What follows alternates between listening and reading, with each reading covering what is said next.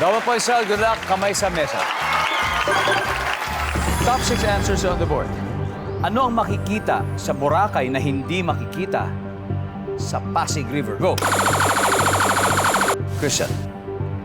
White sand. White sand. Dapat. Master play, Christian. Play tayo, kuya. Ara, balik mo na. Let's go. Third round, Arabel. Ano makikita sa Boracay na hindi makikita sa Pasig River? Sa Boracay. Siguro yung mga naka-bathing suit. Siyempre. Yung mga naka-bathing suit. Ano ba yan? Okay. Jillian, ano makikita sa Boracay na hindi makikita sa Pasig River? Mga surfer.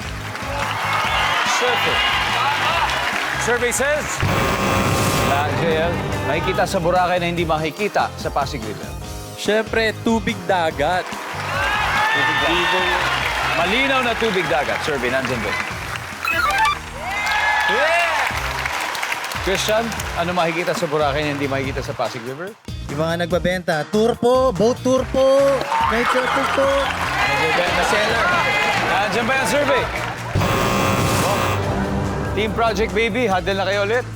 Arabel, again, ano makikita sa Boracay na hindi makikita sa Pasig River? Yung mga restaurant na malapit sa seaside. Okay. Nandiyan ba yung mga restaurants? Time for another steal maybe, Jazz? Makikita sa Boracay na hindi makikita sa Pasig River? Siyempre, kung walang tourist, wala ring tourist guide. Tourist guide, Ara. Hotel. Hotel, Matt. Walang hotel doon. Wala hotel sa Pasig River? Wala. Wala talaga, no?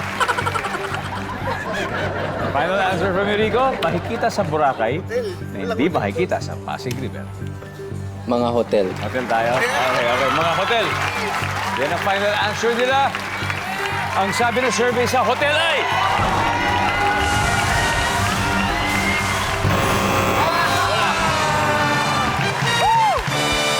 Matapos ang tatlong rounds, Team Clash Teams is dominating with 254 points. Team Project Baby may 53 points pa naman.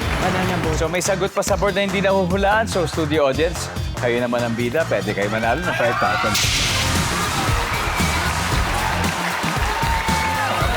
Ito tayo. What's your name? Michelle Cristobal po. Michelle, ano makikita sa Boracay na hindi makikita sa Pasig River? Coral po.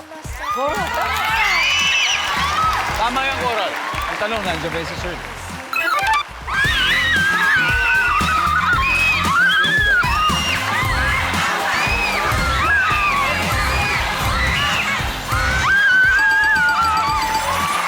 you po. Oh, we'll see number 5. What is number 5? And finally, number 4. Magandang tanawin.